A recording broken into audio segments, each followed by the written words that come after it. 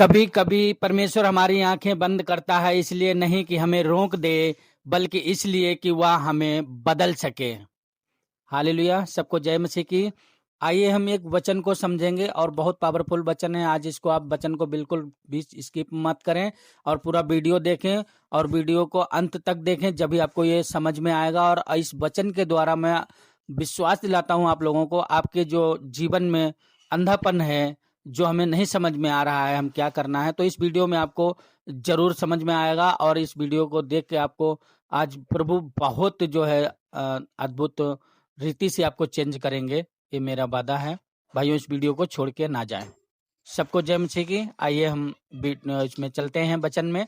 और वचन है प्रेरितों के काम 9 का 17 और 18। यहाँ पे वचन कहता है, तब हनन्याह उठकर उस घर में गया और उस पर अपना हाथ रखकर कहा, हे भाई साउल, प्रभु अर्थात यीशु जो उस रास्ते में जिससे तू आया तुझे दिखाई दिया था, उसी ने मुझे भेजा है कि तू फिर दृष्टि पाए और पवित्र आत्मा से परिपूर्ण हो जाए। और 18 में कह रहा है, और तुरंत उसकी आंखों से छिलके से गिरे और वह देखने लगा और उठकर बपतिस्मा लिया। हालेलुया। भाइयों, इस वचन के द्वारा हम क्या समझते हैं यहाँ पे? आइए आगे इस वचन को हम लोग मनन करते हैं, क्या हम समझ रहे हैं। वचन कहता है भाइयों कि जब साउल जा रहा था दमिश्क को अपना अधिकार पत्र लेकर कि हम दमिश्क में जाएं और वहां विश्वासियों को जो है पकड़ के ले आए, भाइयों प्रभु ने देखा कि ये जो है अपने अंदर घमंड लेके जा रहा है कि हम जो प्रभु के लोग हैं उनको सताएं और बंदी करके ले आए। प्रभु को ये बर्दाश्त नहीं हुआ और यहीं पे एक बदलाव छिपा हुआ था जो एक बहुत बड़ी गवाही है। हालेलुया। प्रभु का वचन यहाँ पे हमें समझा रहा है कि साउल यीशु के लोगों को नष्ट करने जा रहा था। हालेलुया। उसके पास धार्मिक ज्ञान था, उसके पास अधिकार था, पर उसकी आत्मा अंधी थी। भाइयों, उसकी आत्मा अंधी थी। वचन इस प्रकार हमें समझा रहा है कि दमिश्क की राह पर अचानक स्वर्ग उतर आया। स्वर्ग मतलब यीशु मसीह वहां पे खुद आए। हालेलुया। और तेज प्रकाश चमका, इतना तेज प्रकाश चमका कि साउल गिर पड़ा और यीशु बोले, हे साउल, तू मुझे क्यों सताता है? हालेलुया। और भाइयों, उसी क्षण उसकी आंखें बंद हो गईं। पर सच्चाई यह है, वह पहले ही आत्मिक रूप से अंधा था। वो पहले से ही आत्मिक रूप से अंधा था, क्योंकि उसके अंदर जो घमंड भरा हुआ था, आत्मिक रूप से अंधापन मतलब शरीर से देख रहा था पर आत्मा में अंधा था। जब भी वो प्रभु के लोगों को सता रहा था, पढ़ा लिखा था, सब कुछ था, ताकत थी, पर वो जो आत्मिक तौर पे वो अंधा था। भाइयों, यह फिर वो 3 दिन तक अंधा रहा।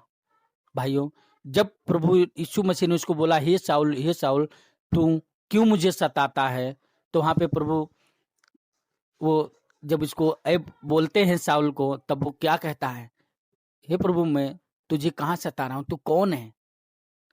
वो कहता है, मैं यीशु हूं जिसे तू सताता है।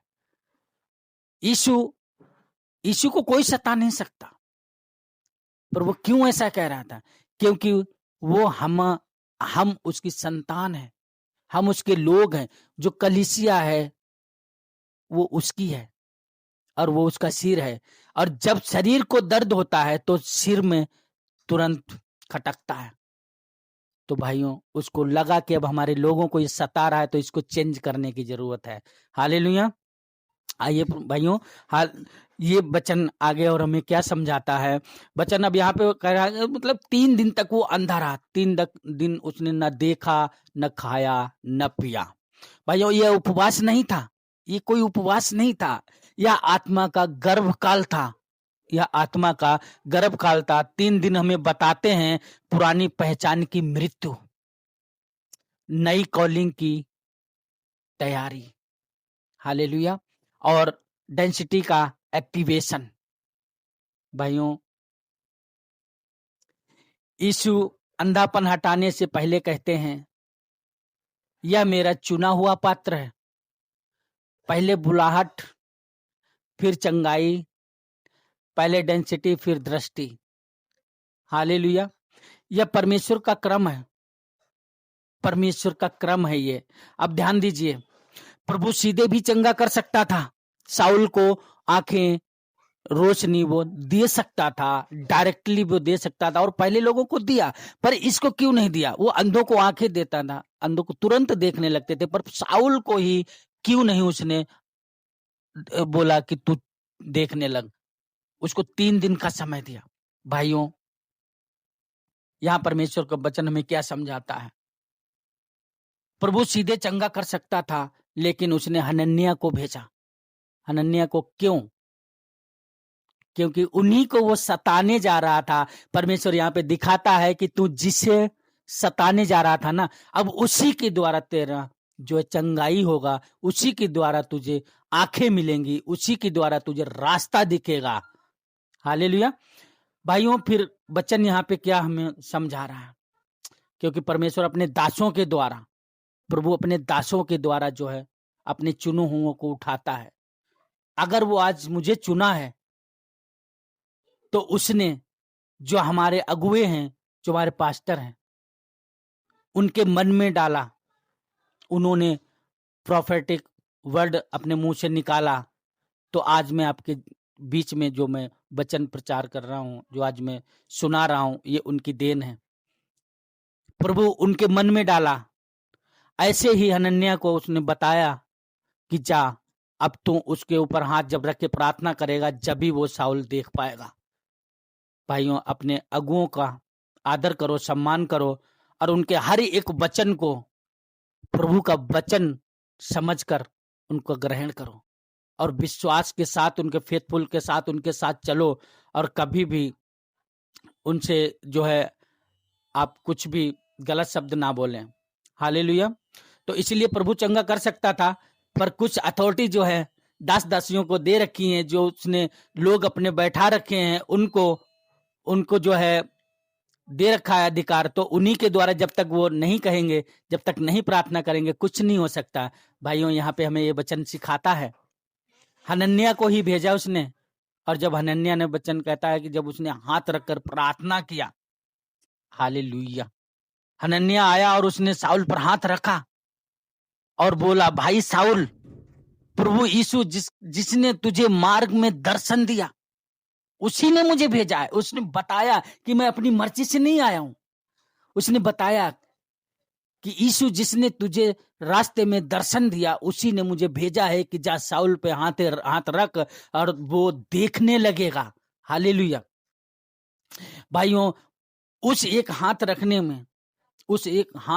में स्वर्गीय अधिकार था, जो परमेश्वर ने उसको दे रखा, जैसे हमारे दास और दासियों को दे रखा, जो हमारे पास्टरों को दे रखा है, जिनके हम अगुवाई में चलते हैं, जो हमारी अगुवाई करते हैं, जिनके हम वचनों के अनुसार चलते हैं। भाइयों,